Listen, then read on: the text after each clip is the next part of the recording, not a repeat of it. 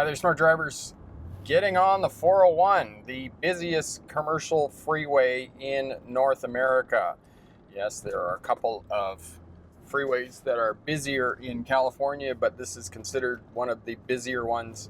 Commercial, big trucks, semi-trucks, buses, and whatnot. So we're going to show you how to drive here. And we're merging on, so we're on the on-ramp here, and we're getting out onto the acceleration lane, and you can see that it is backed up. But I have my signal on. Big space here beside us, you can see, and we're merging into traffic, and you can see that it's backed up out on the main roads here. So the way that it works through Toronto here is that you have express lanes, which are the express lanes are over there, and we're in the collector lanes here. And I'm going to show you that keeping space in front of your vehicle, people are not going to move in front of you all the time. Every now and again they're going to move in front of you, but for the most part you can keep that space in front of your vehicle and keep yourself safe, because by keeping that 3 to 4 second following distance in front of your vehicle, it allows you to read traffic patterns of what's going on in front of you. For example, it's congested and backed up. You can see here that it's starting to break loose. All right, so straight through or to the right, the lane marking there, and I've got this person in front of me off my front corner here. I'm going to move over to the left and start getting out into the express lanes. And you can see that the person here in front of us is moving over as well, so then we can regain our space behind that white vehicle in front of us. And it's just keeping that space in front. Other vehicles can move around you. Like this car in front of us is being crazy, changing lanes and whatnot. They're taking off. They're going faster than us. And we're doing 50 miles an hour right now, 80 kilometers an hour, and we're just hanging back. Everybody else is going fast. And we can see way up there that the traffic is actually backed up. It's congested. All the traffic is close together. The reason we know that is because as traffic begins to slow down, the spaces between the vehicles gets smaller. That's how you know it's slowing down. So now it's opened up again, and we can start to get going here. The fast lane, the fastest lane is pretty much going. We got a couple of cars in front of us, but we got good space behind us. The traffic is moving about 55 miles an hour, 90 kilometers an hour, so there's no point us getting really super excited, because we're really not going to go anywhere. We're just keeping that space in front of us. Got a car behind us, nobody on our right, one vehicle on our left that we just passed, and we're going to start moving left to get out into the express lanes here, because we want to head west through Toronto towards London. Shoulder checking, 3 flashes minimum on the signal, and moving over. And we can stay in the collectors. We don't have to get right out into the express lane right away. The collectors will run along the express lane. Unless we get off into the right there, then we're going to be into one of the off ramps. But for the most part, we're just going to stay out here. There's nobody behind us crowding us. And now we're doing 60 miles an hour. Good space in front still. The truck's moved over. The taxi cab is taking off. We got a BMW haranguing coming up on us here on our right side. So we're not going to move back over. We'll just let them move around us. They're actually slowing down for the car in front of them. Okay, and we're going a bit faster here. We still got good space in front of our vehicle, and the Beamer is pulled in behind us. So as soon as I get a chance to get back over so that car can go past me, I'm going to get over to the right and open up this lane here again. But again, that space in front of me dictates how fast I'm going to drive. And again, we can see here in front that the traffic is backed up again.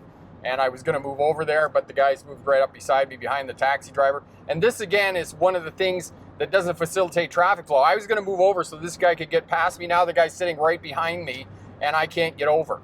So he's decreased traffic flow because he hasn't allowed me to get out of the hammer lane. But now I'm just going to speed up and go past.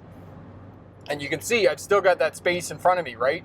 And the BMW behind me that come tearing up there has kept his or her space behind me as well. And this, driving on the interstate, driving on the freeway, this is the most important component, keeping that space in front of your vehicle. But now we can tell that traffic is going to start slowing down.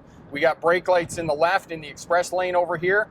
And even though it's on the other side of a concrete barrier, take note of that. Brake lights on the big truck, vehicles moving over. We still got good space behind us. And, you know, we're doing 68 miles an hour. We got brake lights in front of us, traffic slowing down. So again, it's more important to keep that space in front of you, because you're going to start rushing up on the crowd of, or the group of cars in front of you. That's the other indication that they're slowing down. As you can see, the group of cars, they're all starting to brake here. Now we've got an arrow here that's going to push us out onto the express lanes, and that's okay. That's where we're going to go anyway. So we're checking over here, making sure there's nobody going to move in front of us. We got a cautionary sign of 80 kilometers an hour, but I suspect we can go a lot faster than that. We totally can. We can see another lane of cars over here. This is the collector lanes over to the right. We're coming in here on the left. We're picking our spot. I'm picking my spot behind this cargo van here.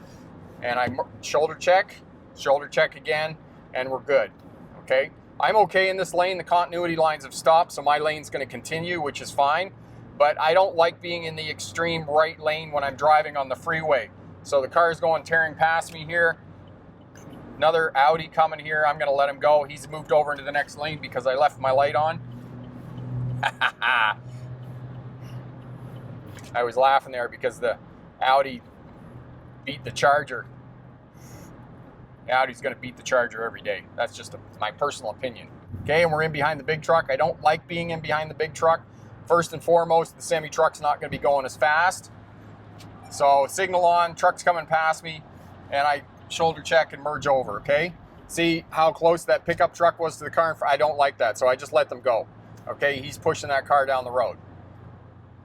So I was back down to 55 miles an hour, got my space, reclaimed my space in front behind the pickup truck. I just got around the semi-truck. We can see that the brake lights are coming on again here in front of us.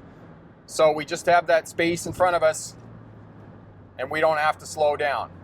Now what I'm gonna do here is when I get some space between my vehicle and the semi-truck that's back there behind us, you can see I'm gonna move back over to this lane. I mean, I like this lane. This is a good lane for defensive posturing because we've got the right-hand lane here, but you can see that the cluster right there, that's what's slowing all the traffic down. And now we're back down to 55 miles an hour because of this cluster. If everybody kept that space between their vehicles, in front of their vehicles, then this would be eliminated. We would eliminate phantom traffic jams along the interstates and freeways. It's when the cars all bunch up like that, then the slowest vehicle on the freeway dictates how fast the traffic travels along. So I cannot stress enough keeping that space in front of your vehicle. Okay, and right here, all the traffic's just moving around me. I got good space behind me. There's a Mercedes back there, quite a distance, and the white car in front of me, quite a distance in front of us.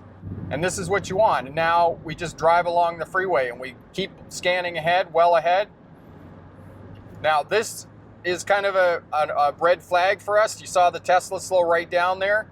Not sure what's going on with the Tesla, but the Tesla really slowed down. So we're kind of curious about why that happened. And you can see nobody's moving in front of me.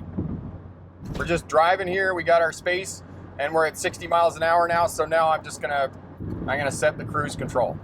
And then I can just adjust my cruise control up or down 1 mile an hour.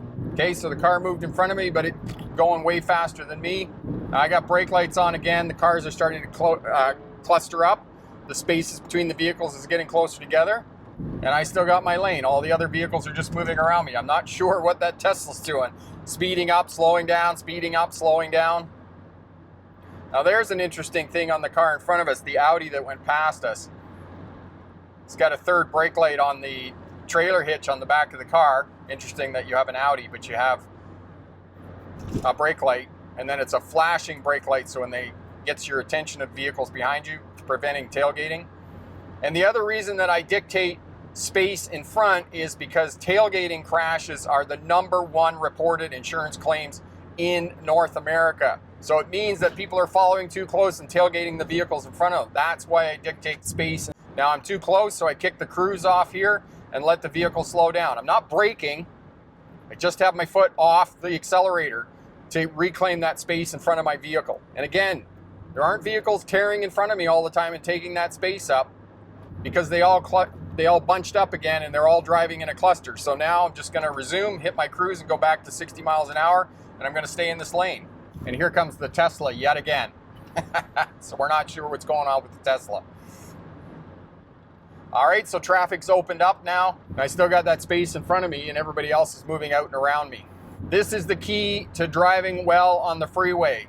You wanna have one of the middle lanes. This is 4 lanes here, but 3 lanes. You wanna be in the middle lane. That way you're not getting stuck behind cars that are exiting off the freeway and those types of things.